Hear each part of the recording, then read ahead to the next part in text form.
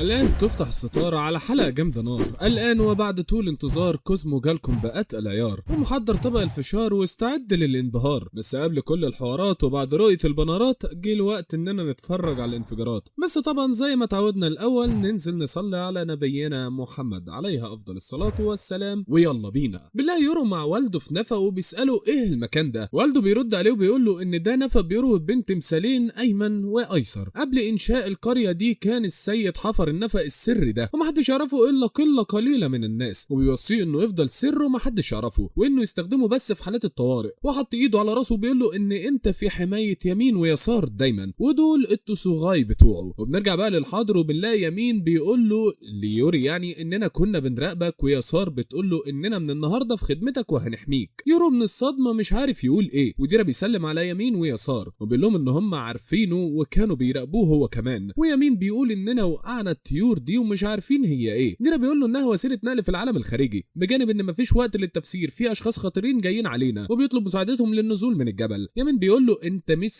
سيدنا يورو هو اللي يأمرنا ويقول لنا نروح فين ونيجي منين. بيقول لهم انا عارف لكن مفيش وقت للشرح. والبنت اللي تمتلك تصغير الاسنان راحت لهم بتقول ليوري انت طفل صاحب ال 16 سنه، وبنعرف من كلامها ان في فرق سنه في العالم الخارجي عن اللي هم فيه. وبتقول لهم اوعى حد يقول على التصغير بتاعي انها وحش ولا تستخفوا بصلابتها. بتقول لهم فهمت انت اخو اسا الاكبر. اتعصب جدا من اللي هي قالته وبيقول لها انت اللي قتلت الناس اللي في القريه. بتقول له ايه رايك هو انا بشحمها ولحمها. بتقول له انها هتاخده معاها مشكوره. يمين بيقول احنا رهن اشارتك امورنا واحنا في خدمتك. قال لهم انتوا حارسين مقدسين، انا عيل تافه ماليش ان امركم، لكن ليا طلبين. اول طلب ان في ناس لسه عايشه في القريه دوروا عليهم واحموهم، وتاني طلب ان ده خصم ومحدش يقرب لها، غير كده اعملوا اللي انتوا عايزينه. وبالله يا اسا الحقيقيه بتقول للجده يا ماها احنا مش هنغفر ليكم على اللي انتم عملتوه، ورمتها على الارض. وبنرجع ليمين وهو متحمس وبدا يندفع على صاحبه التصغاي، ولكن بدون ما يلمسها بدا انه يطير من فوقها وبيقول لها انا مهمتي انقاذ القريه. لكن يسار حدت الطباع مع نفسك انت بقى حلوه. وبالله يسار رجلت التصغاي بتاعها في الحيطه لزقته وبتقول لها ان سيدي قال نعمل اللي احنا عايزينه وانا الصراحه عاوز اقتلك. ويورو ما صدق وصابهم بالسهم في رجلها واتألمت وبيستعد يوجه لها ضربه تانية، بس التسوجاي بتاعها بينقذها وبيطير بيها لبعيد وبيجري وراها يورو ويسار. وبياخد ديرا القلاده وبيقول خلصونا بقى عايزين ننزل من الجبل ده. وبنروح يمين اللي بيحاول ينقذ الناس اللي نجت وبيصحي البنت اللي امها ماتت وبيفوقها. اول ما البنت بتستغرب ان مفيش حد بيبدا يوريها نفسه فبتخاف ويغمى عليها تاني. وبيتضايق يمين ان اول ما ينقذ حد ويظهر نفسه بيغمى عليه وبيشوف اسا الحقيقيه وهي خارجه، واول ما بتشوفه بتهجم عليه بس هو بيصد الهجمه على طول وبيقول لها ايه الهجوم ده، في حد يقابل حد كده، وانها لو عايزه تتقاتل يعني تقاتله يعني هيقتلها، بس هو مشغول بينفذ اوامر سيده. وبتهرب بس بيشم ريحتها وبيلاقيها مألوفه. وبنرجع ليسار اللي مدوقه غاب الرعب والتصغير بتاعها بيحميها، وبتحاول يسار تفتح بقه علشان توصل لغابه وبتقدر تفتح بق الوحش. وهنا يورو بيقول لها مفاجاه وما بيصدق وبيضربها بسهم في كتفها ويوقعها من الوجع. وهم بتتدخل اسا وتعمل هجومها اللي بيشغل يورو واصحابها وبتنقذها، بس يورو بيظهر ويهددهم ان هم ما يتحركوش وبيقول لهم انتم مين. فبتقول له انا اختك اسا. بيقول لها انت كدابه،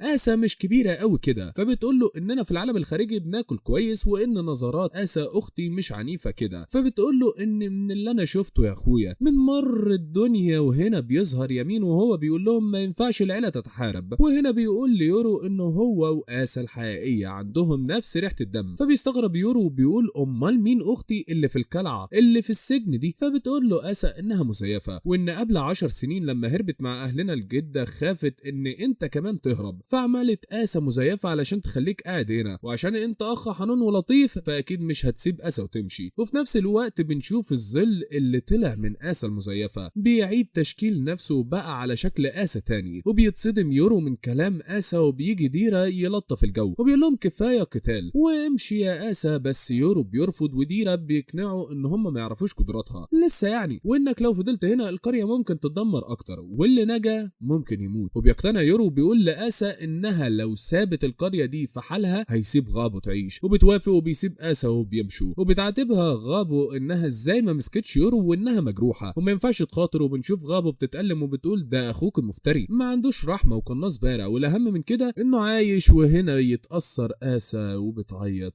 وبنعيط معاها. وبنلاحظ ان الحاجز اللي كان مغطي القريه عن العالم الخارجي رجع تاني، والجده بتكون هي اللي رجعته، بتكون آسا المزيفه وراها. وبنروح لاتنين مخيمين وبيتكلموا عن الهليكوبتر اللي كانت طايره، وبيتكلموا عادي وعايشين حياتهم، وفجاه يجي يورو وديرا وهم ماشيين بسرعه ووراهم يمين ويسار اللي عملوا رياح قويه خوفت الناس. وبعدين بيكملوا النزول من الجبل، وبيقول له ديرا ان القريه اختفت وان هم اكيد بنوا الحاجز تاني. فبيقول له يورو يعني ما نعتقدش يعني ما نعرفش نرجع. فبيقول له ديرا لا عادي، لو عاوز ترجع ارجع، بس انت بقيت مستهدف وهتلاقي الناس دي جايه تاني وبتقتل في اهل القريه طول ما انت موجود، فالاحسن انك تهرب للعالم الخارجي. ونختفي في الزحمه وبينزلوا من منحدر وبيقابلوا واحده في عربيه، وبتكون هانا اللي كان بيكلمها ديرا في الحلقه اللي فاتت، مستنياه وبتقول له انت جايب معاك تسوجاي ليه؟ وبتكون قادره تشوف يمين ويسار. فبيقول لها هقول لك على التفاصيل في الطريق، بس خرجينا من هنا بسرعه. دول يجروا ورا يورو، فبتقول لهم هو ده يورو اللي مطلع عينينا كلنا، ودول يمين ويسار اللي بيكونوا مشغولين بيلعبوا في العربيه. وبتعرفوا هنا على نفسها وعلى ديرا، بتقول لهم ان هم ثنائي الخدم. وبيسال ديرا يمين ويسار لو كانوا حاسين ان في حد قريب من التسوغاي، وبيقول له لا. فبيقول لهم يلا اركبوا، ويورو بيكون متفاجئ بالعربيه وانه مش هيركب حاجه مش عارفها. فبيقول له انها عربيه وانها وسيله النقل في العالم الخارجي ومصنوعه من الحديد. وهانا اللي هي بتسوقها، فبتركب هانا وتقول لهم في احصنه صغيره بتجري بسرعه جوه العربيه دي علشان يصدقوا انا كلامها ويركبوا. وبتكون آسا وغابو مستنيين الدعم يوصلوا، وبيبعت لهم رساله وبيوصل جين وبيرحبوا بيه، وبيحط غابو على نقاله وبيسالها على اصابتها، وبتقول له لا بسيطه، في سهم رشق في رجلي وواحد في كتفي مش اكتر. وبيسالهم على يورو وبيقولوا لهم هرب، بس على الاقل اتاكدنا انه حي وانه نزل من الجبل. وبيسالوه انتوا شفتوه؟ فبيقول لهم لا، مع اننا محاصرين الجبل. وبيتحسر على الجنود والهليكوبتر اللي خسروهم في المعركه دي، وبيقول ان ده العجوز هيعمل مني بطاطس شيبسي. فبتقول له غابو ان يورو هرب مع واحد اسمه ديرا وهو اللي خلص على الجنود. فبيقول لهم دول اكيد عيله تاديرا، وبيندم انه ما جابش معاه التسوجاي بتاعته. وبيكون يورو واللي معاه ماشيين، وبيحكي ديرا على التفاصيل لهانا، وبيقول لها خلاصه الموضوع اننا حررنا يمين ويسار اللي وقعوا الهليكوبتر وهزموا تسوجاي العدو وهربنا. وبيقول لها ان هم تقريبا من عيله كاغيموري. فبتتفاجئ هانا وبتقول لهم ديرا ان هم شافوا وشه وعرفوا اسمه كمان. شكل كده هضطر احلق دقني واهرب بعيد. وبيحس يمين ويسار بحاجه، وبيقول لهم ليه ان في تسوجاي بيقرب مننا. فبيقولوا هم لحقوا يقربوا مننا. فبتقول لهم يسار ان هم ما يقلقوش علشان هو مش ناوي شر، ده صديق قديم. وبنشوف واحده على حصان ابيض بتقول لهم ياه بقالنا كتير ما شفناش بعض، تقريبا من 400 سنه بس، وان هم طالما طلعوا يبقى عندهم سيد جديد. فيقول لها يمين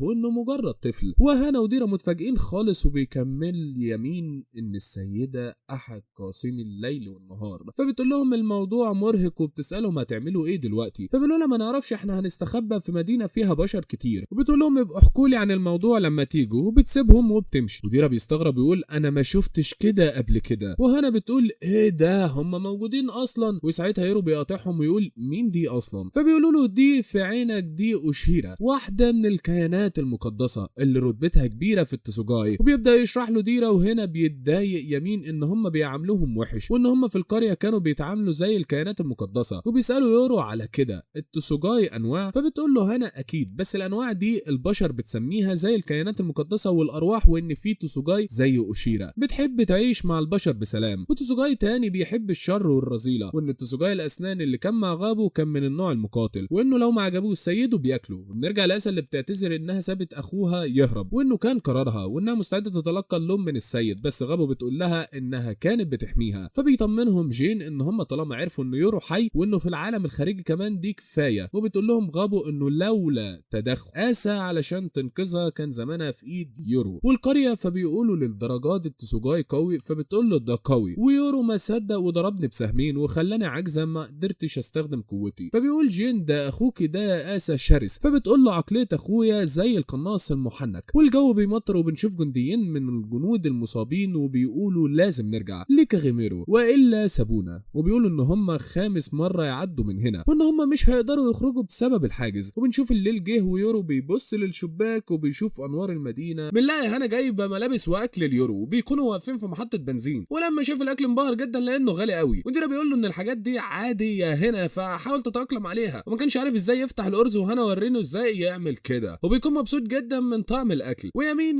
بيسال ديرا ايه المكان ده. ديرا بيقول له ان دي محطه وقود واشبه باستراحه وممكن تشتري منها حاجات تذكاريه. بيسالهم لو عايزين تدخلوا جوه، لكنهم بيفضلوا يفضلوا في العربيه مع يورو. يسار بتقول لهم روحوا انتم هنفضل هنا، ووافقوا ان هم يدخلوا المكان وياكلوا هم. يمين ساذج جدا لدرجه انه بيسالها مش هتاكل الخيول اللي في العربيه، بتقول له لما نرجع هناكلهم وقود. هنا بتسال ديرا انت قلت اليورو ايه؟ بيقول لها لما قلت له ان البنت دي مش اخته فقد ثوابه، فالاحسن اننا ما نقولوش حاجه تاني. بتقول له انت قد ايه لطيف جدا، وبتشكره على الاكل، وبتقول له دلوقتي بقى ارجعكم على بيتكم. قال لها مش هينفع لان هم عرفوا وشي واسمي، فما ينفعش ارجع لنفس مكاني. بيقول لها بما انك خادمه تسوغاي قريه هيغاشي واجب عليك تساعديني. بتقول له ماشي. قال لها حس كده بقى يلا نتجوز. ومن المفاجاه كانت هتقتله لانه مش مرحبه بالموضوع اصلا، وبعلو صوتها في المكان قالت انها مش موافقه، وبيحاول يقنعها ان هم لازم يعملوا كده، ان هم يبقوا متجوزين وكانهم اب وام اليورو، شغل عبط بعيد عنك يعني. وبدا يشرح لها الناس هتقول ايه لو على كلامها انها بتقول اننا نبقى عيله اولاد بس واب من غير ام، وان لو عملنا كده هنجذب الانتباه لينا بلا فائده. بتقول له يا عم انا مش عايزه اتجوز غير جيسون ستيثم.